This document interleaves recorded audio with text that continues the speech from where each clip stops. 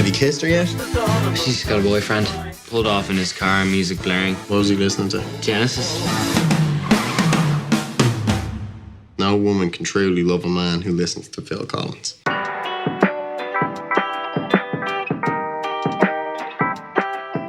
Three Films and a Podcast has no claim of ownership on any film footage used in this episode. All film footage is owned in its entirety by the copyright holders and is used solely with the intent of film criticism, commentary, and education under fair use law. And just like every car in Too Fast, Too Furious, this podcast contains spoilers. Enjoy.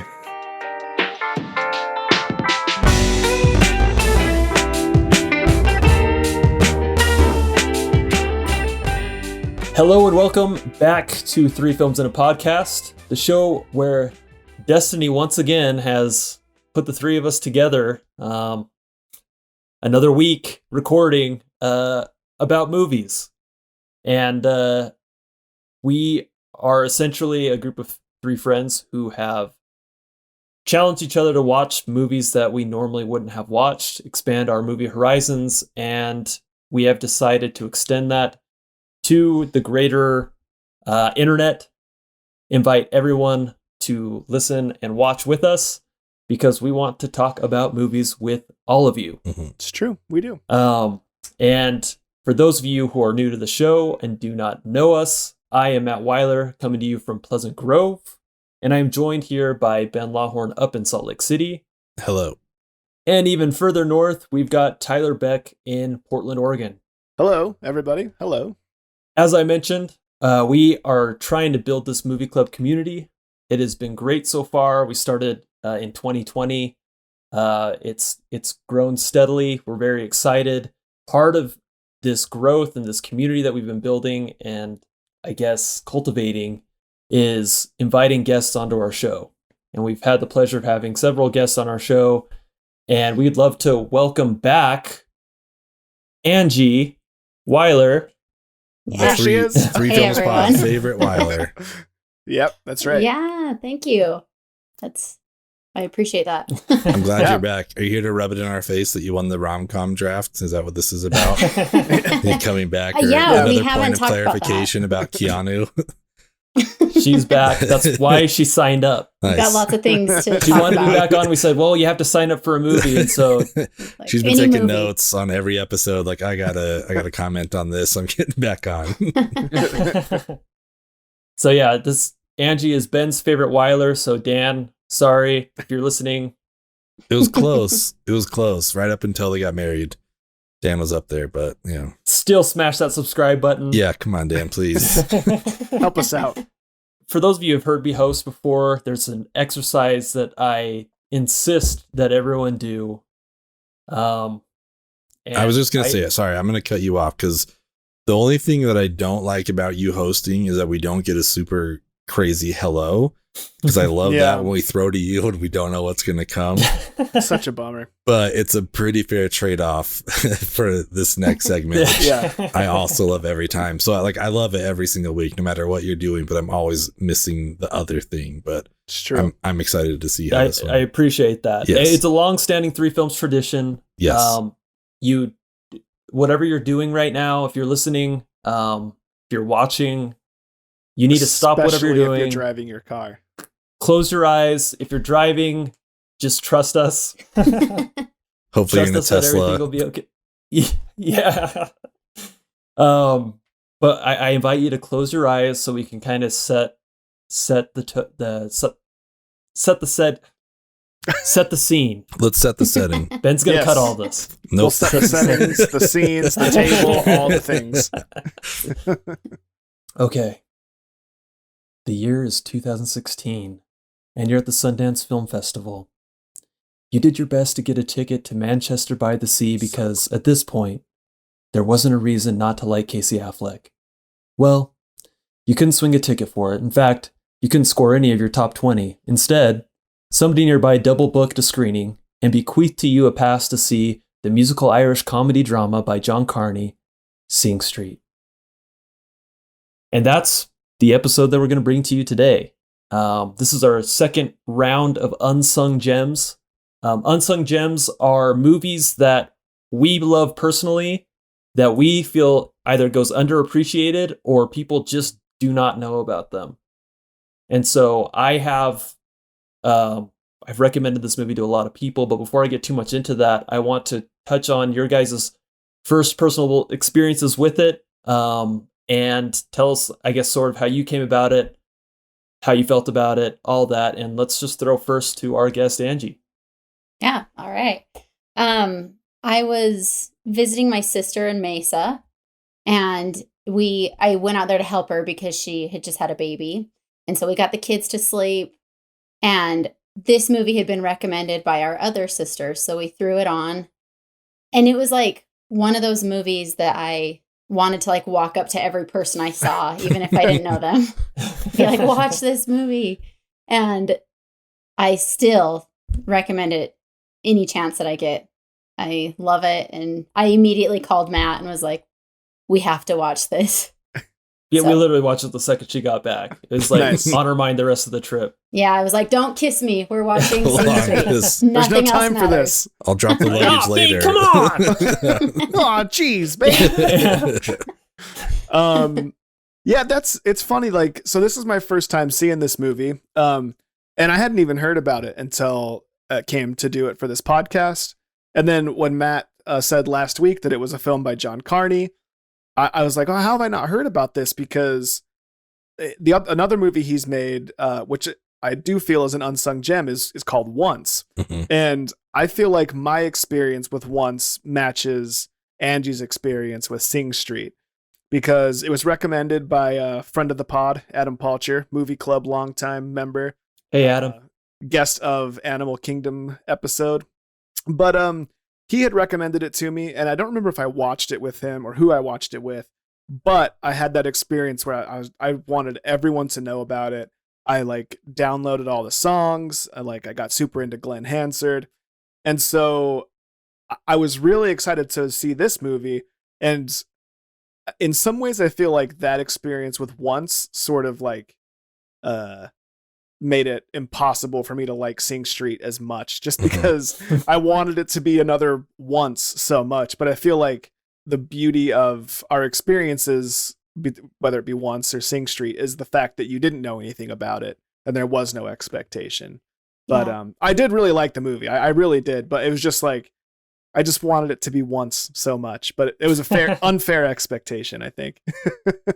Yeah, it's hard, I think, when you've had that experience with Once. Like, while you were talking, like, it makes me think of basically like anybody that saw like Us after seeing Get Out. It's like Us was Mhm. great. It's so good, but Mhm. you're never just going to get that punch like you did with Get Out that first Yeah. time, you know, and I feel that same way with Once. But I will say this was a really close second for me, because I don't remember when I saw this the first time. Did you recommend this to me, Matt? Like, I genuinely don't Sounds I like remember believe so, it. yeah. when I saw it or how I saw it or anything.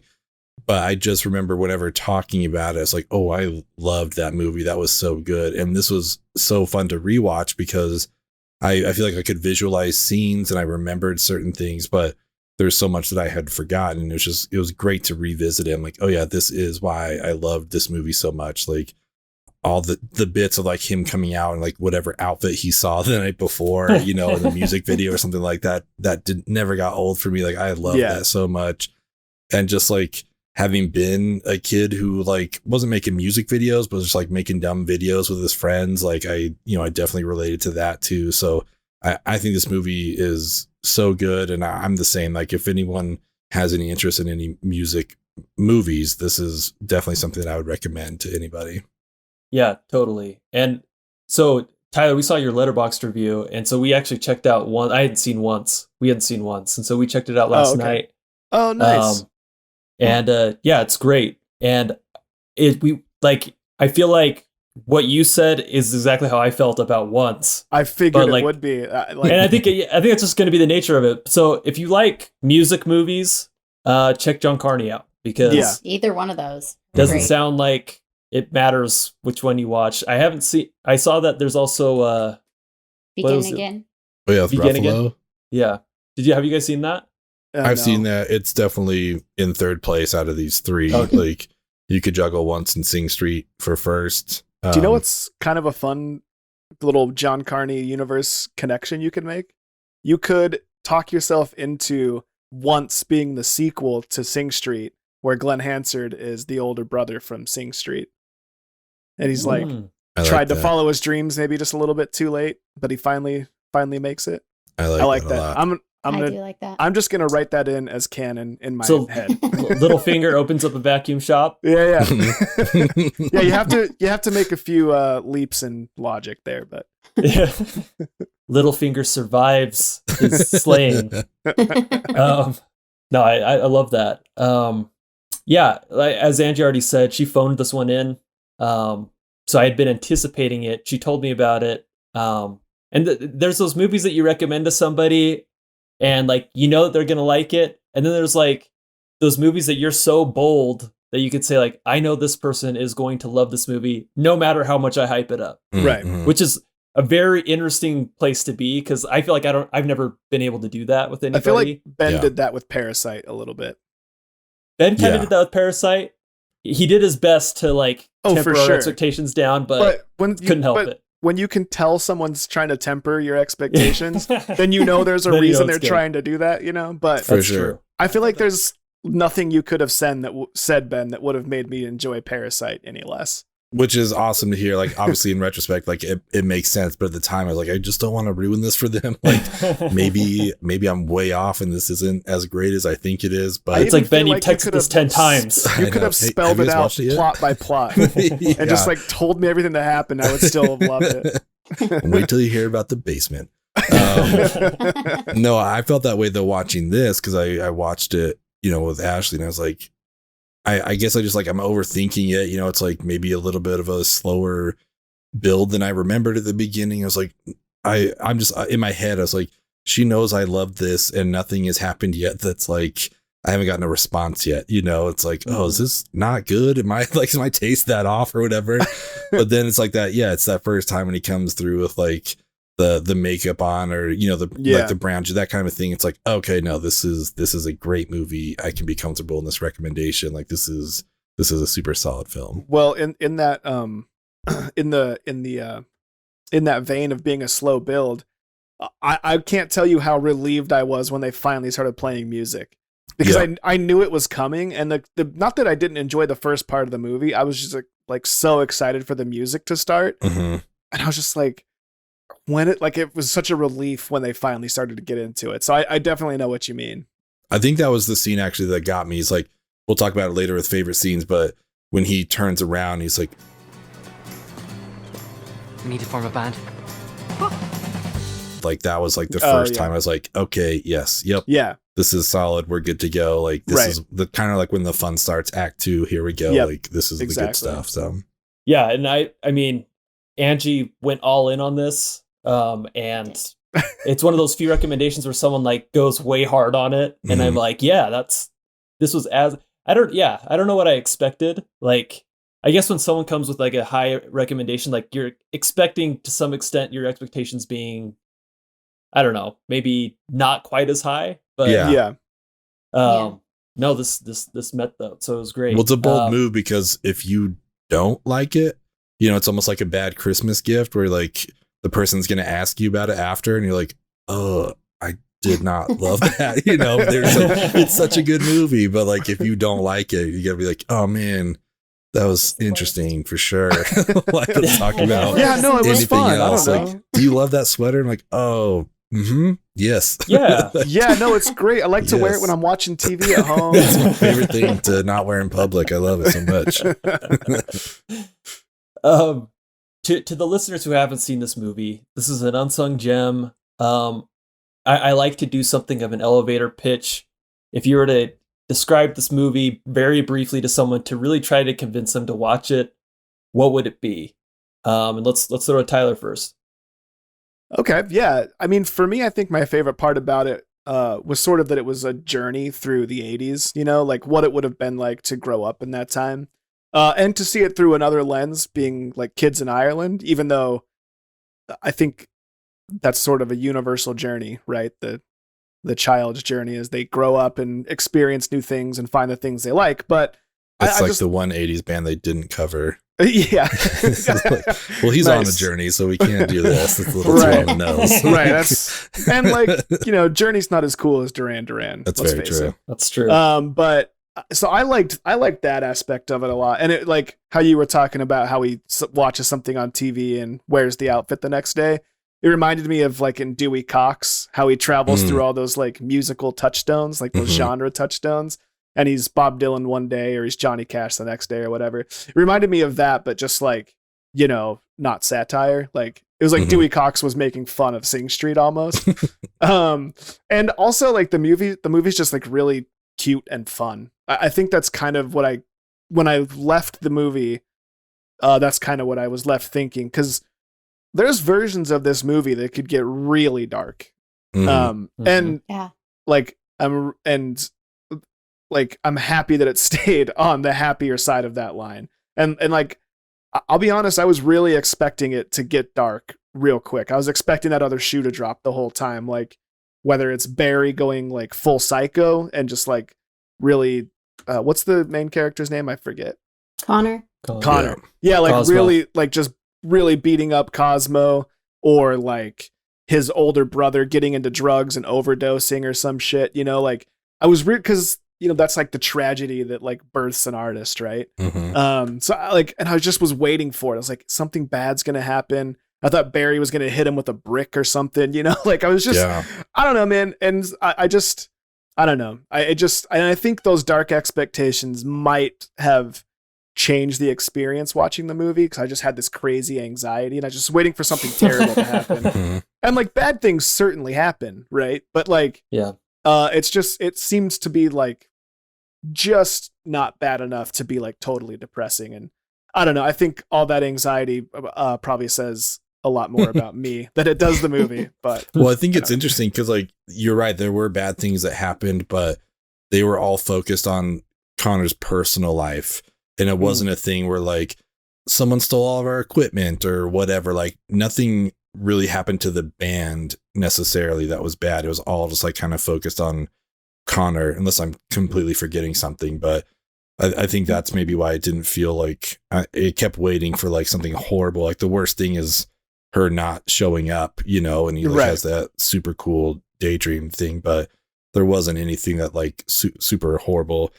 But along those lines, like that, if I had to elevator pitch, like this is kind of like a coming of age movie, but it's also kind of a feel good.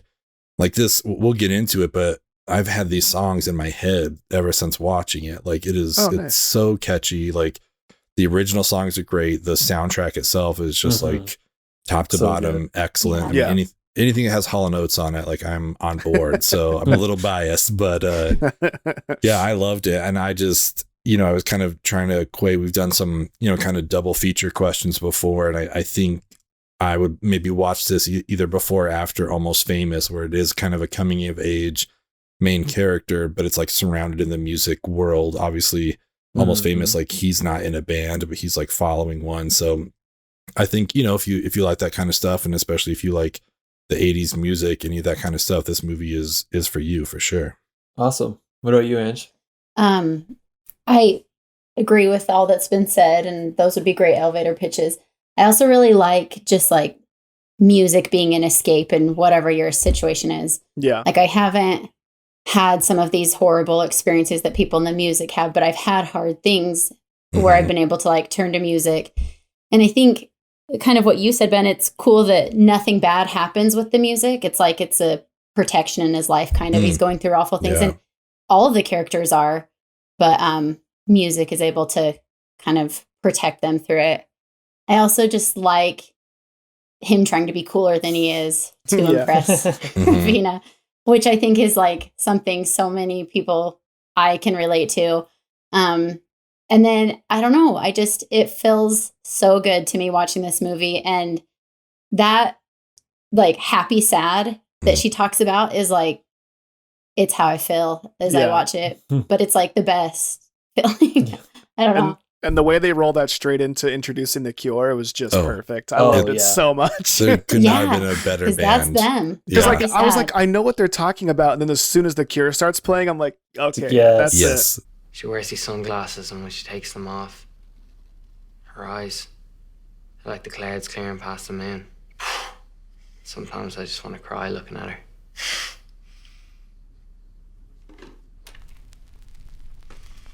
They're happy, sad.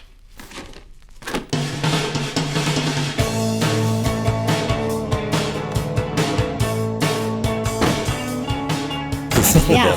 I was kind of hoping they would play the Smiths or something too, but That'd be a good one. yeah, I'll take the Cure. If I can I know get it's funny. I was telling Matt, like, happy sad is a feeling I've had forever, but I've never like explained it that way. And it's really just as simple as that. It's Like so Yeah. perfect.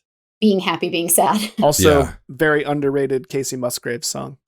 That's true. It's a great song.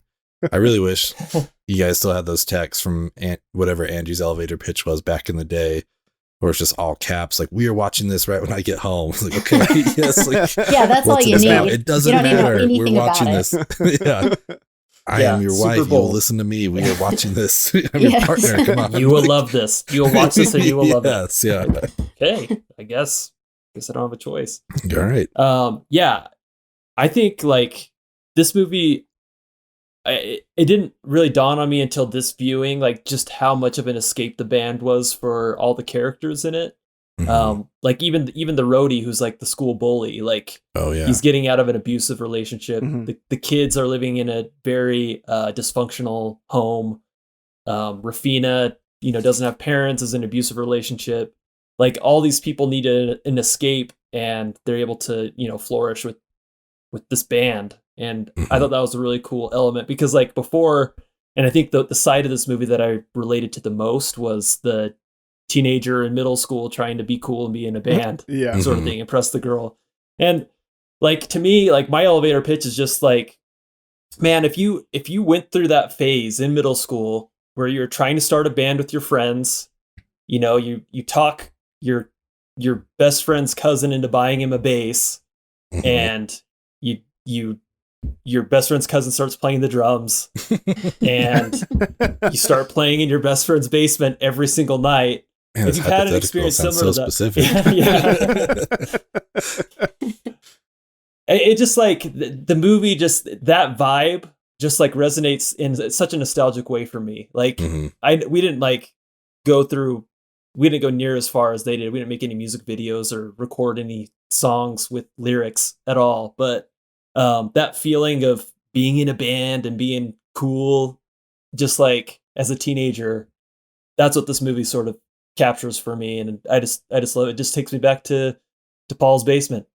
Yeah. And yeah, even for us, it was just like trying to find out, what do you want to sound like, which is also what this movie was, Right. It's just like Mhm. The Cure or Hall & Oates, like just like going all over. And we were like, do you want to be like the Who or Clash, or like what are we gonna do? It's just like Yeah. you're figuring that out as it goes. So it was really cool to see that in a movie. Yeah. Yeah. So if you've been through that process or been in a band with your teenage friends, the thing is, like, I swear in another life that's the track that I pursued. And so I love taking visits in movies like these and like kind of live vicariously through them. Mhm. One of my favorite scenes in this, and I think one of the more quotable parts of this, is when the older brother Brendan is giving Connor a lecture about rock and roll. Yeah. And it's anytime we talk about this movie, we always talk about his line about is rock and roll is a risk. And every covers band has a middle-aged member who'll never know whether they could have made it in the music industry or not because they never had the balls to write a song for someone else. Rock and roll is a risk. You risk being ridiculed. And so I just thought it'd be an interesting talking point. Is rock and roll a risk? Ben. No. Next. No. Yeah, I think his point is super valid, and I think when he said rock and roll, and maybe I'm just like making assumptions here, but it was really just like for the bigger picture of art as a whole, where it's like, Yeah. if you're going to commit your life to something that seems like a kind of a creative whatever vocation that doesn't have like a set 9 to 5, whatever, like that's kind of the risk if you're going to commit yourself to something like that. So yeah, and I think how he treats it, his older brother treats, is like that's his life. And I think that's the risk, it's just like, you've got to be willing to commit to this 100% if you really want to be successful, if you want to do this right. Like, maybe not even like monetary success, but just like, if you want to do this forever, like this is a leap you've got to take, because you can't half-ass this. Like, people are going to be able to call that out if your heart's not in it. Yeah. So, and I think that obviously just goes to anything that you want, badly enough. Like, there's risk in everything, but yeah, to his point, for this movie specifically, rock and roll is a risk. And, in the overall picture, I think any sort of art is definitely a risk.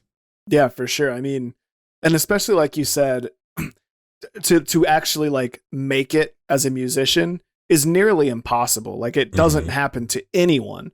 Like, it happens to like a point of a percentage of the people that try. And everyone else ends up being like the pub bands and the cover bands that the older brother seems to despise so much. But I also think that he realizes that he never even had the balls to even try. And he never even made it to be a pub band, right? So like he knows that how much of a risk it is, because he took that risk, but also like isn't taking any risks. You know what I mean? Like, he seems to have dedicated his life to like his rebellious spirit and his like punk sentiments, but like he went to that Jesuit school, and like the Jesuits aren't necessarily punk rock, but their way of thinking certainly can challenge authority at times. But like, I don't know, man. So yeah, I think in that way, art is obviously a risk if you're trying to pursue it as a career, but also really, to me, it's just more like the spirit of rock and roll that can be a risk. Like, Connor took some big swings at that school. Like, it could have went bad for him showing up in that makeup, which is part of the other shoe I was expecting to drop, right? And he certainly got bullied. Don't get me wrong. Like, this kid said awful things to him, but like there are places in the world, like in the Middle East, where it's like literally against the law to listen to like Metallica. They have underground Metallica parties and stuff. You know what I mean? So like, just that general spirit can be a risk to a lot of people. And I think that's why everyone relates to it so much, because it is that spirit of rebellion and adventure, Yeah.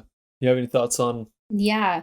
So in that scene, that's the same thing that he talks about the cover bands, right? Like, behind every cover band, there's a middle-aged man who like didn't make it. Yeah. And I just think, maybe this is like thinking too deeply into it, but it's like, you can apply that to anything in your life. If you're trying to be like somebody else or whatever, there's not really true success in that, in whatever type of success you're seeking.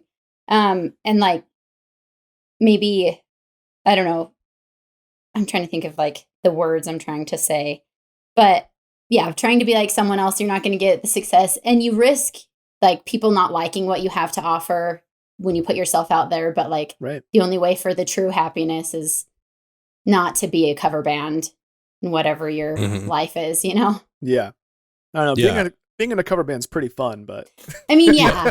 Yeah. But if you're trying to make your living as a cover band, I know, I'm just teasing. Yeah, no, for sure. Because if people like what you're doing, but you feel like it's not who you are, that's not as, the payoff isn't as great as if you're not having like internal success. Yeah, exactly. Then it's like, they like this, but it's because it's like, I'm doing this copying version this of someone else, for sure. Yeah.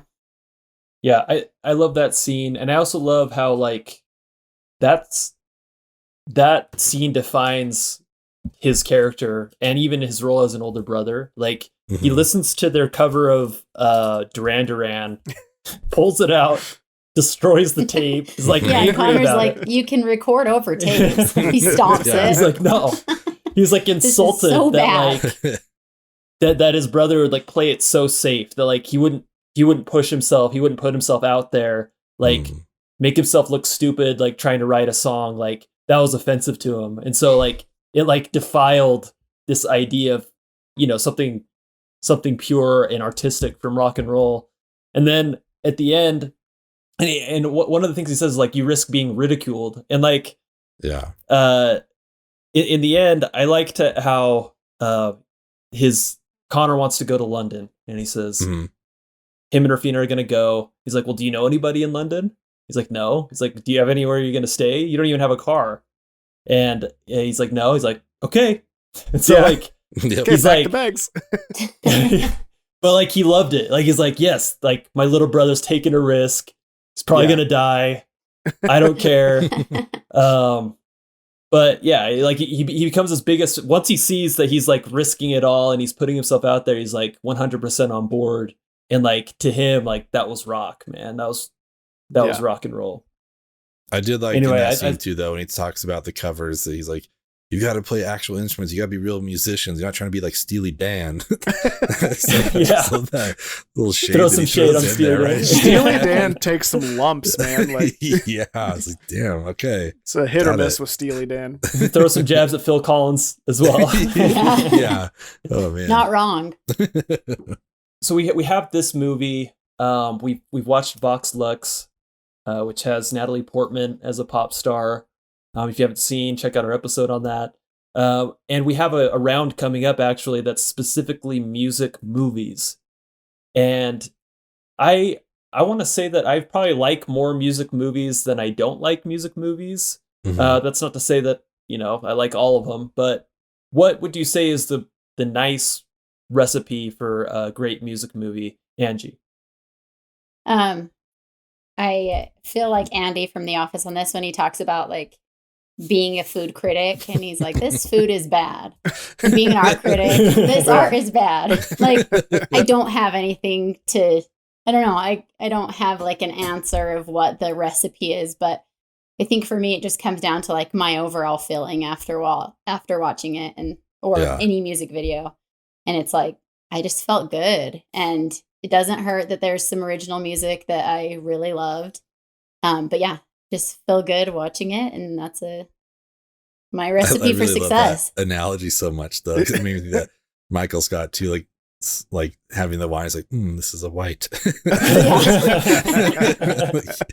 No, I quote that Andy part so often in my life because I feel like that, like, this is good or this is bad. And like people are giving these big elaborate explanations about things and I'm like, I liked it. This has an oaky afterbirth. Like, yeah. No, that's not it. That's not it.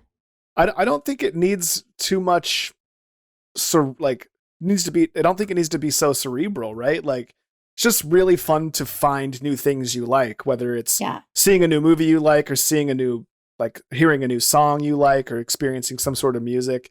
And so when you can do that at the same time, like you see a new movie you like with new songs you like, it's just sort of this like perfect melding of it's just magic, right? Like it's a perfect confluence of two amazing things that are happening to you. So it's I don't know. I just think it's as simple as that. And like also seeing the story of the song at the same time that you're experiencing it versus experiencing the song, loving it, and then finding out how it was made or whatever. Like, that can kind of be a bummer, like the don't meet your heroes sort of thing. Yeah.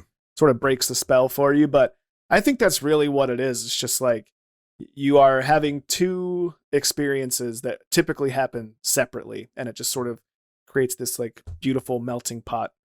And I think it's perfect. Like I got thinking about the commonalities between this and Vox Lux, and it's just like they had established songwriters behind them, so they're able to kind of do some catchy songs, which is good. With Sia doing the Vox Lux originals and stuff, and to Fuzz's point, I also just enjoy like kind of the behind the scenes of seeing them create something. And I think that works so well. They can work so well in these kind of movies. I think biopics, it's really kind of hit or miss because I think you have things like Walk the Line, which, I think maybe explains to people how much of an influence like June Carter had on Johnny's writing and stuff. And like, oh, it's cool to see that was really well done.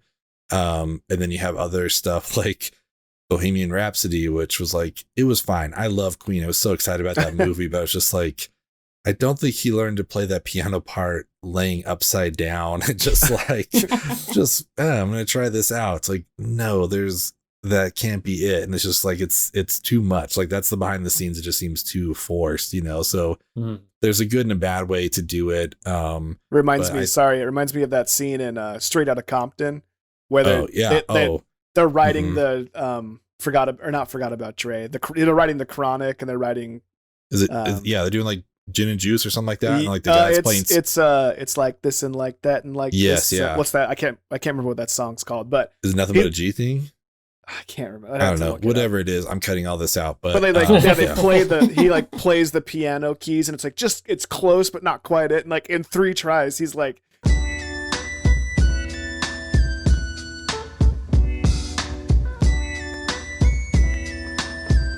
Damn, Dre, what the fuck is that?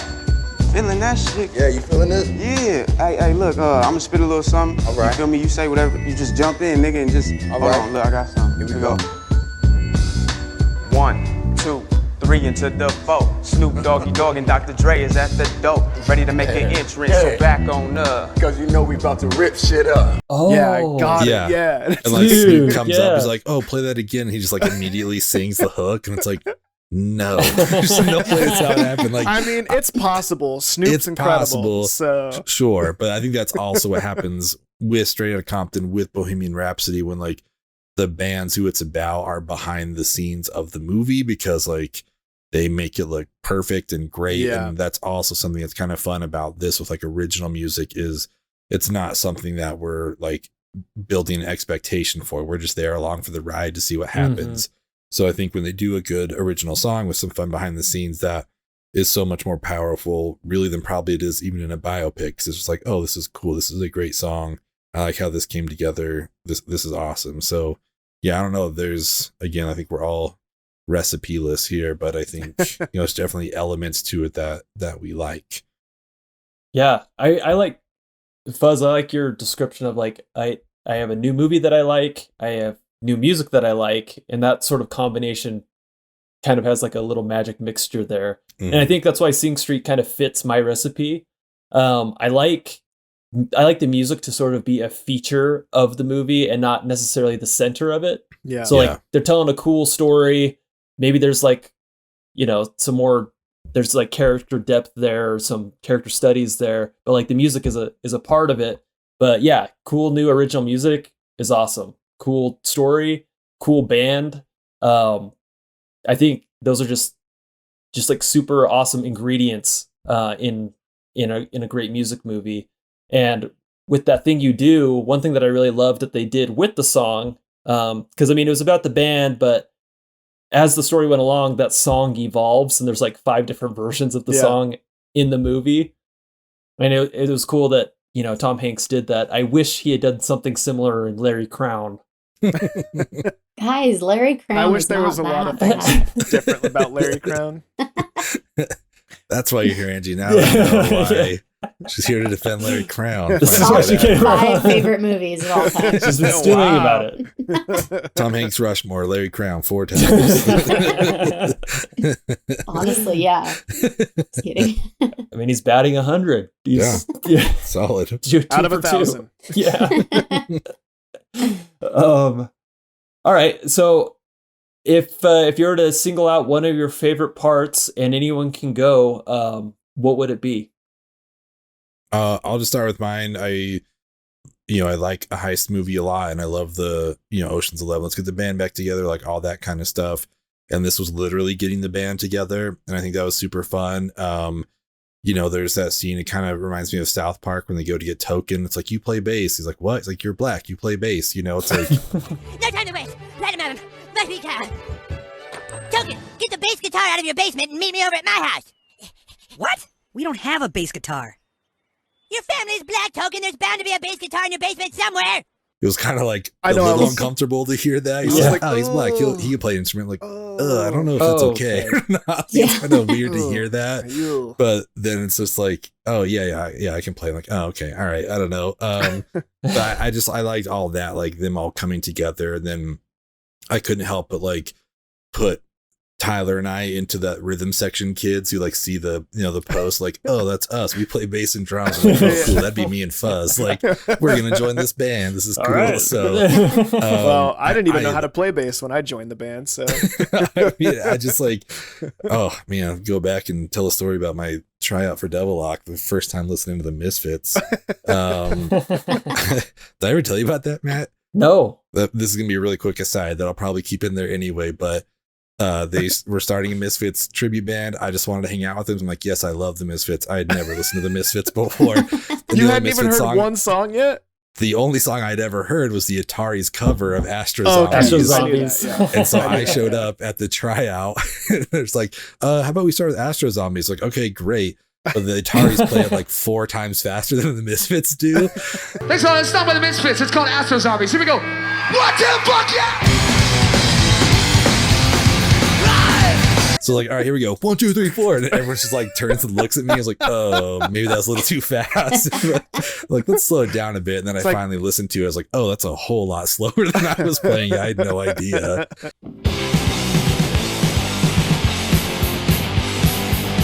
So, but then they foolishly let me in, and yeah, here we are. So come on, man. I loved it. That was super fun. But yeah, no, I love that whole scene of them just getting the band together, like up to the first practice. And, you know, it even just like keeps showing up later on where he shows up like for the second song. He's like, do you want to write a song? Guys, like, yeah, you know, this is like cool. Like he has like a friend now. This is awesome. And to the point that you brought up earlier, like even like turning the bully into a roadie, you know, it's like, yeah, you're in a horrible situation, right? Like come hang out with us and help us. He's like, all right. So I just love that whole thing. There's so many scenes that I'm excited to hear what you guys pick, but for me, that I just love that whole sequence of the movie. Yeah, I loved all of that, and I really loved most of the time that Eamon was on screen. I loved that kid. I wish I had a friend. I mean, I have a lot of great friends, but everyone needs a friend like Eamon. You know, he's weird and he's always down and he doesn't judge you. He's, you know, and I loved when they were talking about whether or not they should play the dance, and Eamon's not into it. He's like, wait, are there going to be girls there? Yeah. All right, let's sign up. All right, let's But I think my favorite part was the moment where the boys are sitting on the stairs looking at their mom out on the patio, and the older brother, whose name I keep forgetting, Brendan, tells that like has that beautiful monologue about how all she wants to do is go to Spain and she's never going to, and her only vacation she gets from her shitty life is sitting on those steps. And just like you could tell how much they all love each other. Like the boys love each other and they love their mom, and it was just like, it was really sweet. And yeah, just a really, I don't know, beautiful little moment. And that's out of everything, all the music and everything, that's the scene that sticks out to me first when I think about this movie. Because like, as much as it's about the music, in a lot of ways I feel like it's a movie about the relationships, especially the brothers, but you know, the everyone's family dynamic, and you know, the friendship dynamics and all that sort of. It was a movie about relationships, I felt like, with a lot of good music. So that moment really stands out to me. It's a great part. I could pick probably any part in the entire movie, like beginning, end, all of it's my favorite. But I just love the end. There's like something about that ending that makes me feel like I can just take on the world and nothing can stop me. And I wish more things made me feel like that. But I love it because they're like all excited. They get in the boat and like almost instantly their excitement wears off, and you can see them like so stressed when the water's like splashing on them. But it's like Connor they just seemed push pretty through. Chill. Seemed like he'd been out there enough. He's like, you got to sit down at this part. Yeah. But yeah, they push through, and like who knows what happens to them. But I just do we feel think like they make it? Yes, they have to. That's the only way. I mean, they've got the movie. I feel like they can follow the ferry for quite a ways, but like, I mean, I guess it's only like 30 miles, so I don't know. But if they lose sight of that ferry, which is going much faster than they can, like it's foggy, it's rainy, like it'd be real easy to get pointed the wrong direction. I don't know if there's a compass on that old thing. Like, rock and roll's a risk. That's right, baby. And what a more punk rock way to die than stealing your grandpa's vintage boat and sinking it into the seas with your girlfriend. Yeah. But you barely know. Yeah. I love so we've already established how much this movie was hyped up for me, and I feel like similar to Ben when you were watching this with Ashley, I feel like the second the Riddle the Model stuff happens, like that's where it like came flooding in, like this movie rules. Like, I understand this movie from this point on, and it's awesome. And so that's like one of my big favorite scenes. I also really like the scene where the siblings are all hanging out to mask the parents fighting. Yeah. And the two brothers I are love doing those that like scene. dorky dances Yeah. around to the music. And then the ending is just so sweet. It's a really sweet ending. And Tyler, I mean, you mentioned like there's a lot of sweet monologues in this movie, especially brother on brother. There's a lot of like tough love and then just like tough truths of life. And a lot of it's introspective of the brother talking about his own failures and all that. And so to see that lead up to the end scene where you know how the brother feels about himself and how he feels about his little brother, and it just the love that they were able to convey in that scene, in the send off and all of that, I think was just really, really awesome.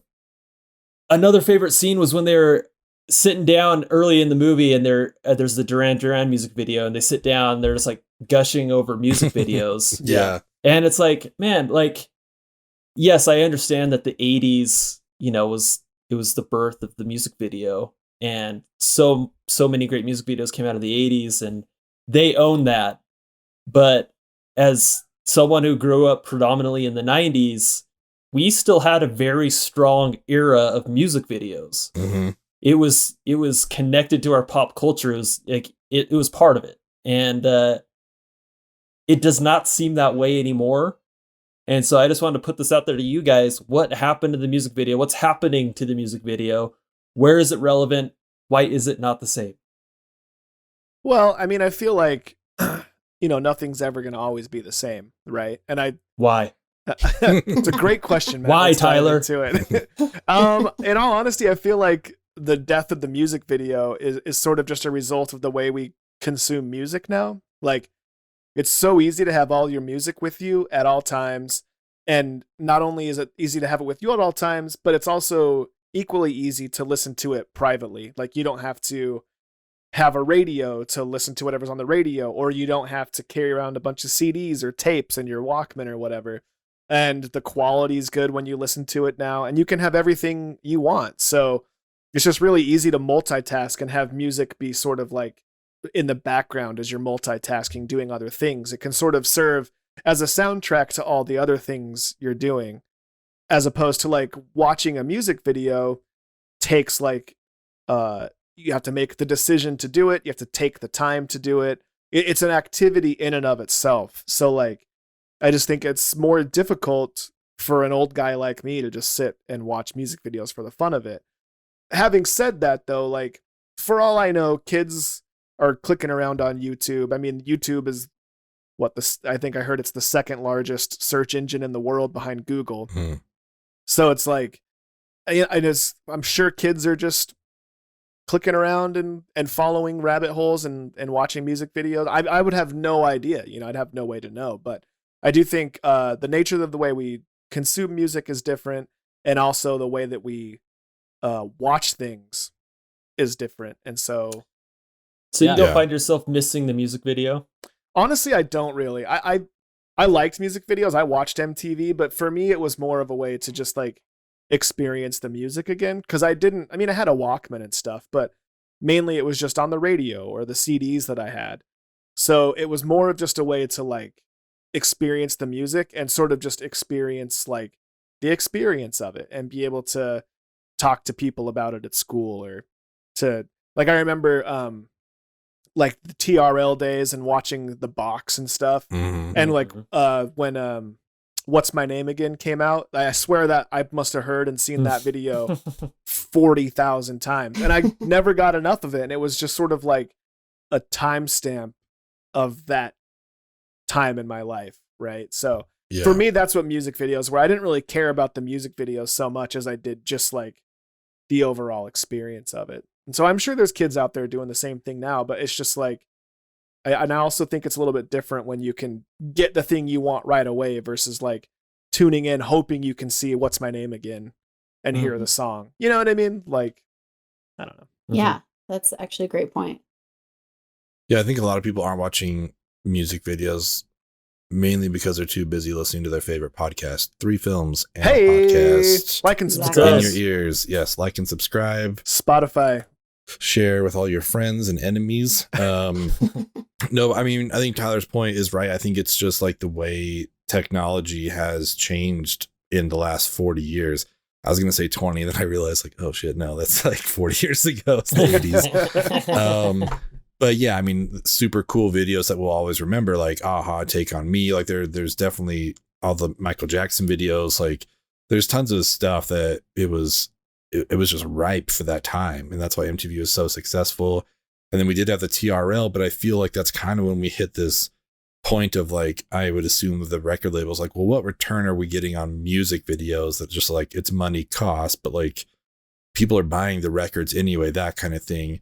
And if anything, I feel like they're kind of maybe making a comeback now, but that's also in large part because we have 4K cameras on our phone. Like the cost of the equipment, people can, like an indie artist can make their own music video and share that now. Like the label, the idea of the label, I think isn't as important as it used to be.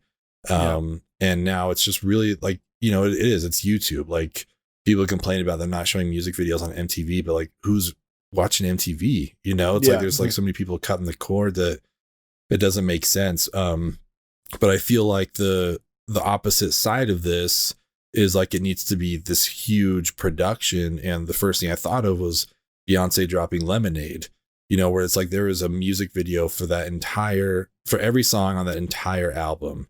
And it was like, it was a time, you know, like it was like a movement almost, where it's like everybody knew what it was. Like they were all pieces of art, that kind of a thing. And it wasn't just like, just a, you know, half-assed video that got put together. Like this was the same kind of stuff that goes into any sort of like Terrence Malick movie, anything like that. Like there was thought put into all of this. And, you know, they did the Black is King videos as well on Disney Plus for the Lion King soundtrack. And so I feel like some of these, like there are big events. My coworker, he's a big fan of, Machine Gun Kelly, who I guess did like an hour-long video to go with his whole album. So I think it's becoming that, where it's more like an event now, because that's how people are going to want to consume it. They're just going to want to see, they know the songs that they're going to watch it. It's got to be more than just like the 3 minutes. But at the same time, in my mind, I think about music videos and I think about Green Day's Basket Case, you know, like being in the psych ward, or like the one that really blew my mind when I was a kid was, I'm pretty sure it was Sunday Morning by No Doubt, because like they're playing along to the whole song and then all of a sudden they just stop and the music keeps going. And that's like when my brain realized like, oh, they're not actually playing live right now. Like I felt like the kid's dad. He's like, he's not even singing live. He's on a boat, you know, it's like, it's a video, you know. That was the first time I experienced that. Cause like, oh, they were all in sync and then they just stopped, but it's still that going. Leo And they meme. came back. That Leo on Once Upon a Time in Hollywood meme where he's pointing at the TV. Yeah, exactly. Like, oh, I know this. Yes, I've seen this. Like, so yeah, I was kind of, I don't know. I have like a love and an affinity for music videos because I mean, I'm sure that was part of my desire to get into video, you know, and film and stuff in general. But I think, you know, it's just not cost efficient for labels. And so they're just done with this. And now it's just kind of up to the artist to do what they want. And so it's just got to be like a big event if it's going to happen. But yeah, they stand the test of time, those 80s ones, for a reason. But I think it's because they were just like experimenting with every sort of art form they could at the time. And that's why those are still and probably will always be the best ones. Yeah, you kind of, something you said really touched on something in the old noggin here. When you said it like the videos now being an event like Lemonade or Black is King or whatever, I feel like because it's so easy to make them now, maybe that's why they seem less important, because they are less of an event, right? Like I remember like I don't know, pick any video from when we were watching MTV, like remember like the Puff Daddy videos, or like California Love. That video seemed like they were all events because you only got so many of them, right? Like now it's like any old band can put a video for every single one of their songs on YouTube if they want, and who cares, right? Like it's like you have to really make it an event, like something like Gangnam Style, which like it became a meme, and like the point of the song was how like crazy this video was and this eccentric guy, and it's like weird and catchy, and like, you know, it's sort of like was the beginning of my exposure to like K-pop and what became like this whole new cultural phenomenon. So like, I don't know. I think that's it's just the fact that they don't seem like an event, and now the ones that resonate to us are the ones like Lemonade that are an event, right? Like I think I didn't think of it until you put it in those terms. Yeah, they've got to draw attention to it.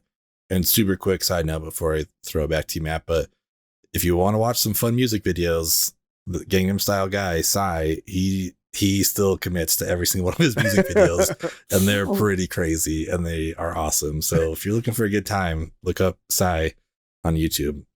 There's some fun stuff there. I'll check that out.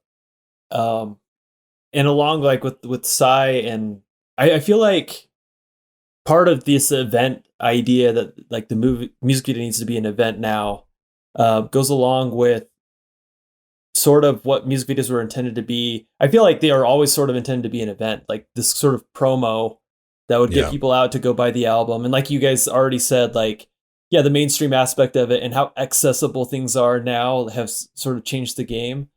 But I have to say, like, the people who are still taking the time to make a good music video, like, I still just appreciate that so much. And like, I'll watch those videos, tens of times. Mm-hmm.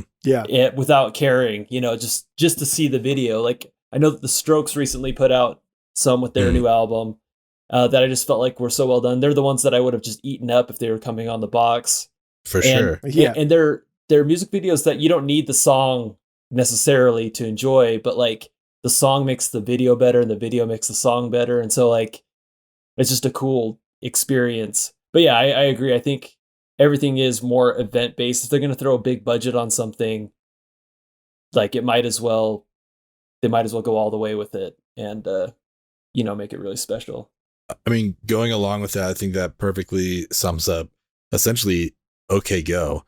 Like their music, you just put it on mute, but all their videos are pretty fun to watch, whether it's like the synchronized treadmill dance or that, I forget what it's called, but like where they start at the beginning, it's like a whole chain reaction event throughout the entire Rube Goldberg video. That thing. Don't they have are they the one that do that no gravity one too? Yeah, exactly. Yeah. So I think, they're the kind of band that are just like, oh, this is, I'll watch it. Like I'm not buying an OK Go record or anything like that, but it's like these guys are still committing to the music video, and I appreciate that. They're like giving us some entertainment for 3 minutes, because it's like, it's a lot of effort that goes into that, the stuff that they do anyway. So it's pretty cool. On those same lines, that band Walk Off the Earth or whatever, they did that Goche cover. Like they do all sorts of cool, fun videos, and they're always have some like weird little quirk to them, or some of them are just straight up, but it's just like they're a cover band that, like, because of the clever way that they use video to make it new and exciting, that seems to be their recipe for success. And so I mean, obviously there's still people doing it, but music videos are less important in my life than they used to be, for sure. That's so sad to hear. I'm sorry, Matt. But I mean, it's the universal truth, right? Like, I can't even think the last music video I looked up. Yeah. But in my mind, like, I want them to make a comeback. I know, like, I want MTV to be playing them again. But I don't know when I consume them. Exactly. My nostalgic part wants to like lay for hours in front of the TV and watch music videos, but the reality is a 30-something woman. Tyler's just embraced it. We're all in denial about it. Well, you know what's funny? Like I said, music videos really weren't that important to me. Like, I didn't care about the video, which is weird considering that I ended up, getting a job as a videographer and editor. So you would think that'd have been more important to me. But after the Super Bowl this year, we watched it with some friends, and we ended up just like getting on YouTube and watching old music videos. And like, we watched like 1979, the Smashing Pumpkins song. That one stuck out. And I remember so good watching and thinking like, man, this is like such a cool piece of art in and of itself. And I did like sort of like retroactively get to experience what it was like to like have like to really appreciate those videos. I can't remember all the ones we watched. That one stuck out specifically, but you said that. It makes me think of the Mud Pit from Below Butterfly Wings, like another Smashing Pumpkins one. Like, they're just like the image is just there in your head the minute you think about it, like, oh man, that's so cool. Like them riding around the car in 1979, and I mean, yeah, like I have a tattoo of like the flight to the, like what they did their video on, you know, it's just like there's that imagery there that just sticks with you. But I was gonna ask Matt and Angie, like, I don't know if the kids are at the right age, but like, do they have any desire to like watch music videos? Like, I'm assuming they're bugging you for your phone to watch stuff, but like, is it ever for anything music related? Or I don't know if they're in the right age group for that anyway. Yeah, they haven't really, like, I don't know if they know they're a thing. They take our phones to like put on their songs they love. And we did show them the OK Go videos and they loved those, but yeah, there have been a couple times where I've sat down, I've been like, okay, let's watch like 10 music videos right here, and they've wanted to watch them again, like they enjoyed the experience of it. That the whole concept is cool. There are like musical scenes in movies that they want to watch again. Like there's that scene in Inside Llewyn Davis with Adam Driver, Oscar Isaac, and Justin Timberlake singing that Dear Mr. Kennedy. My kids watched that hundreds of times. Yeah. Countless times, and they'll watch it over and over again. And yeah, I think, I just Tom don't know if have there's that on his Letterboxd. Because that's the one. I think it's the one Coen Brothers movie I have not seen because I fell asleep in it. So I have not watched that movie. But if Tom recommends it, I mean, he'll recommend that scene up and down. Okay, all right, that's fair enough. They don't even have like a Spotify version of that song. You have to look it up on YouTube. So got it. Yeah, he's watched that 100 times. But yeah, I'd be interested to see. There's I think also they love music videos. We should show them. There's more. like some SNL sketches that are spoofing videos. Like there's that. There's the Pete Davidson one where he does Eminem's Stand, but with Stu for Santa. Oh yeah. The grocery and Tom's store watched rap that like 10 times. What's that? That grocery store rap. Oh yeah, the grocery store rap. So I think they would be into it more. Maybe if there was just artists more relevant today. Yeah. It dawned on me this week actually that the 90s to them is what the 60s were to us growing up. That's just not accept that. I know. It's insane. It's like, this is my dad trying to get me to listen to, check Frank Sinatra. Smokey Robinson. Yeah. What? No, I don't listen to Smokey Whatever, Robinson. Dad. right now. That's lame. You don't know what's happening. Yeah. But yeah, music videos. I love them. That'd be a fun Rushmore to do someday. Yeah. Oh, for sure. Top 4 music videos. Especially like there's that period of time in the 90s where the music video, I guess the 80s too, Cyndi Lauper did the Goonies one. Music videos that were centered around marketing movies. Yeah. That'd be an interesting Rushmore to do. Yeah. Speaking of Rushmore, I would love to hear your guys' Rushmore for movies that have bands in them that original music was made for the film. These are OR scrubs. Oh, are they? And let's start with Tyler. All right. Well, first and foremost, Once is probably my favorite music movie. We've talked about it on here. If you're listening to this and you haven't seen it, please go check it out.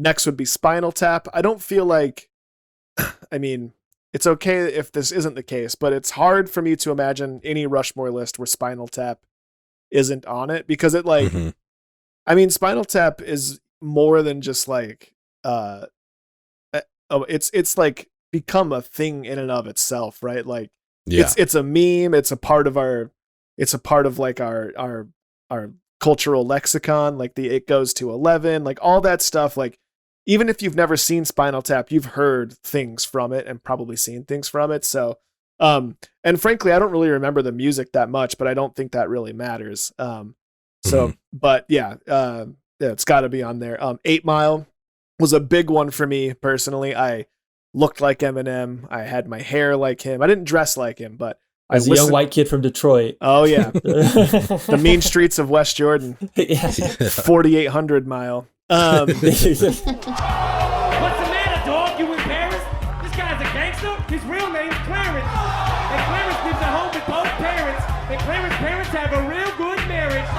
This guy don't want to battle. He's shook, because ain't no such things as halfway crooks. But yeah, I mean, Eminem was I listened to a lot of Eminem. So that was a big one for me. And like, it's not even so much the the actual songs, like the Mom Spaghetti song. I can't even remember the name of it right now. Lose Yourself. Lose Yourself. Yeah, Lose Yourself. Like, I mean, that song, they played at, football games. Like, it's become a thing, but it wasn't even so much that song for me. It was more like the music in the movie, like the freestyle battles and all that stuff. I thought were really cool. And then another one, which might even be an unsung gem, but maybe not, is Crazy Heart with Jeff Bridges and Maggie Gyllenhaal. I haven't seen it. He's like an aging country star that's like sort of like at odds with his station, and he's at odds with the way like country music is going. And there's some really the music's all written by T-Bone Burnett, which I'm not sure if you're familiar with, cool.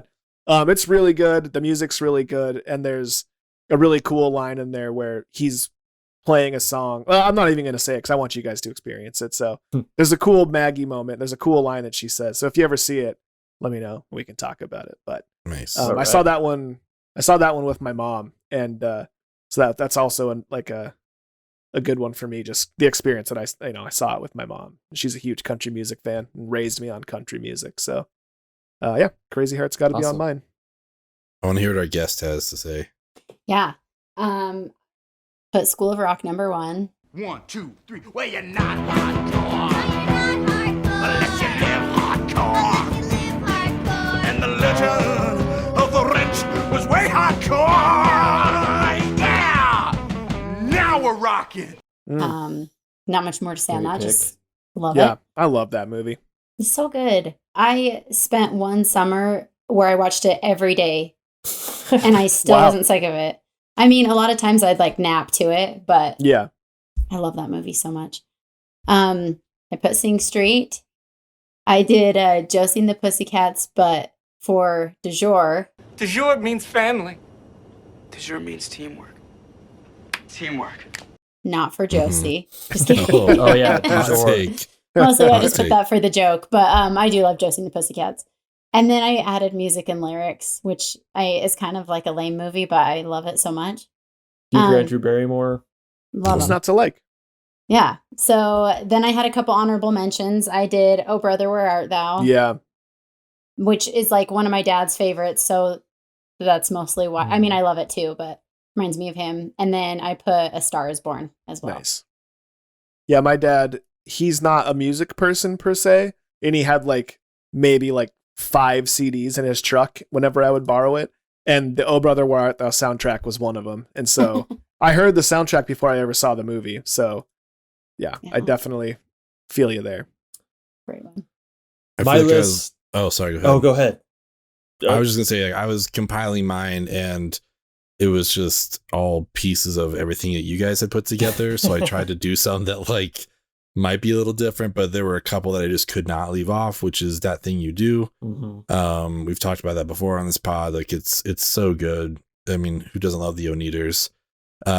Spinal Tap is up there for me as well.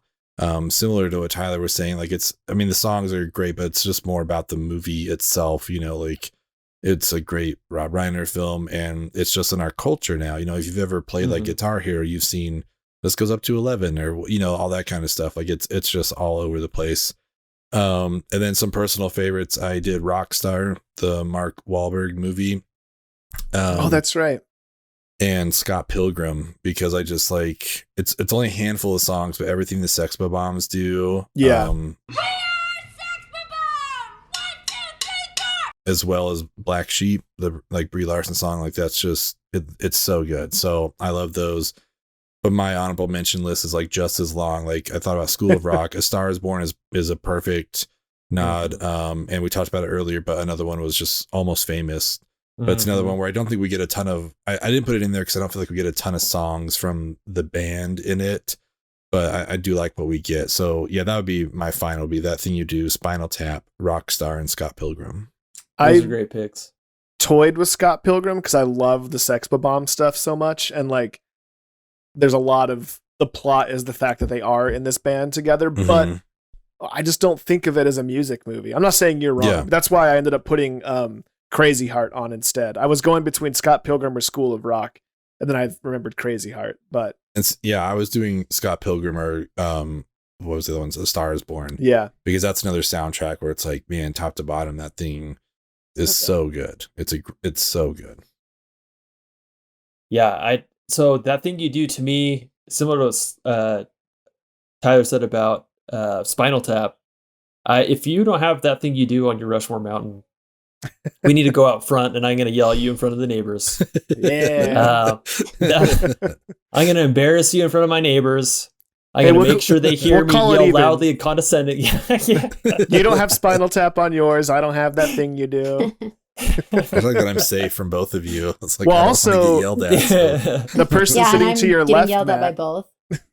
Yeah. Oh, no. I mean, we went outside and we screamed at each other. It already happened. It already happened in front of the neighbors. Very awkward. I mean, that thing you do is Tom Hanks's crowning achievement. You might even say it's his Larry crowning. There it is. Hey, you There might it say is. that. Larry Crown, everyone. We covered that earlier this year. I have to second Angie's pick with Josie and the Pussycats. We don't care what they say. We'll be alright. We'll be okay.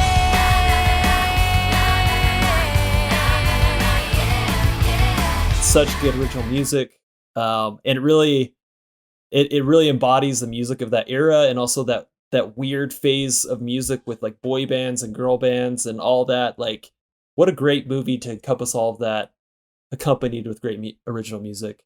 Mm-hmm. I have Sing Street on there. This was my unsung gem. I feel like it belongs on here. And then, sort of a spin-off of Spinal Tap, I included A Mighty Wind, which is my preferred. Now it's Christopher Guest movie. Yeah. Hey, what happened? Ben's gonna edit that out. He always No, he's not. He's gonna emphasize it. I'm just gonna duplicate that pause. Put some music to it.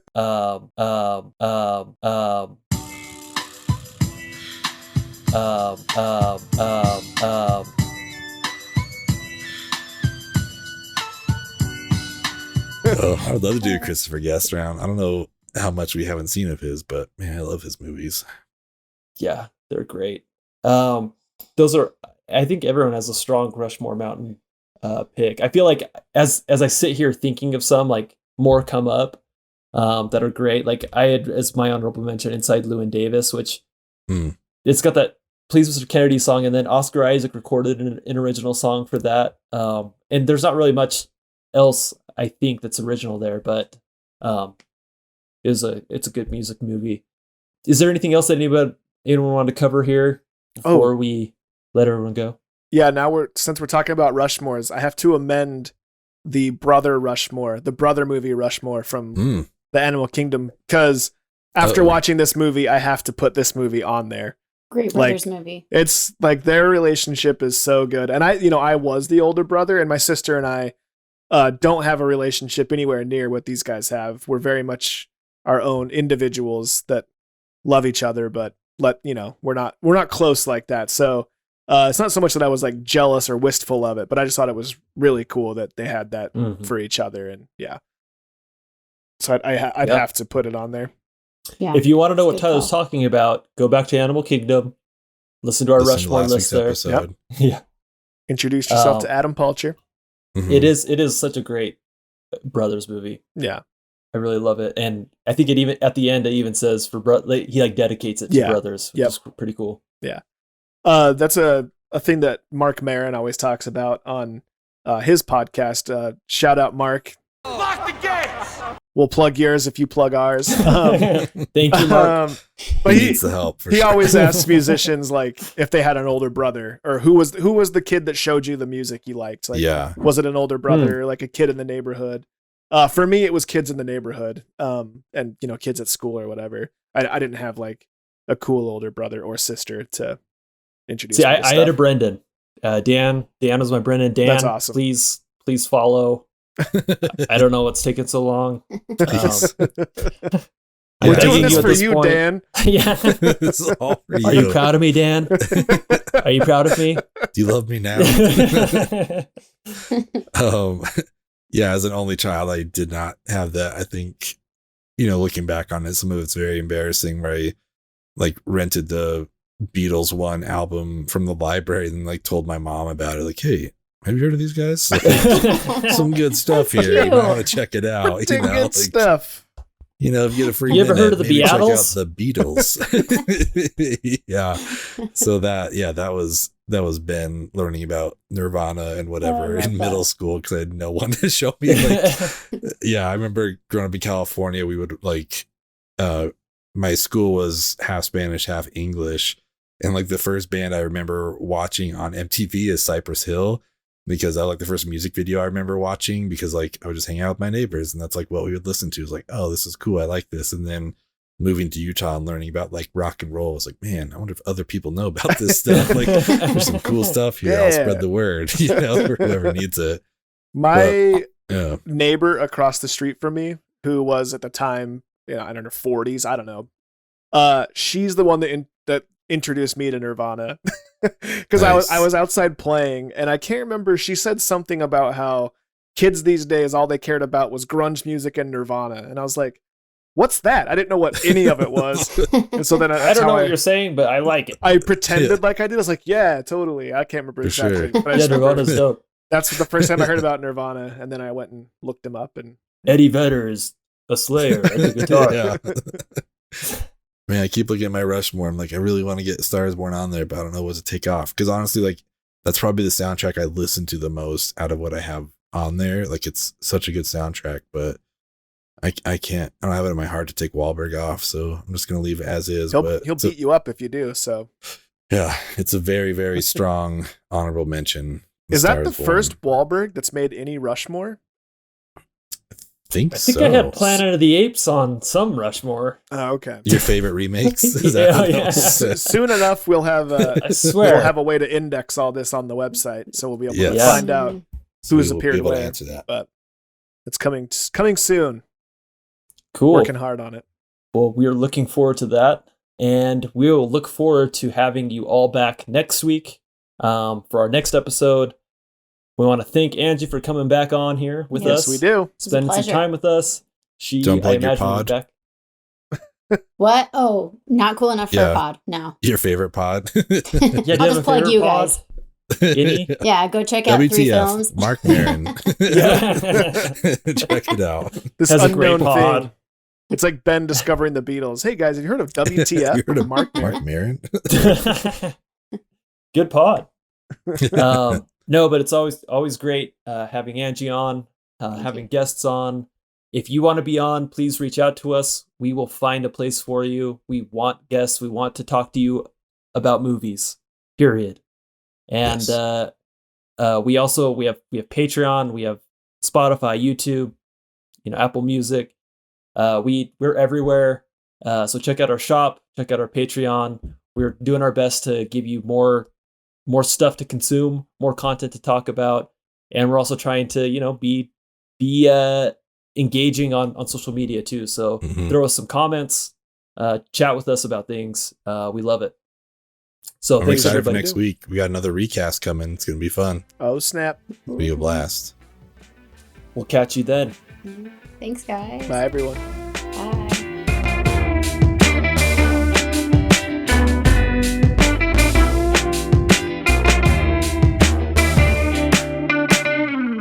Hey, there was a bass guitar in my basement. I told you, Token.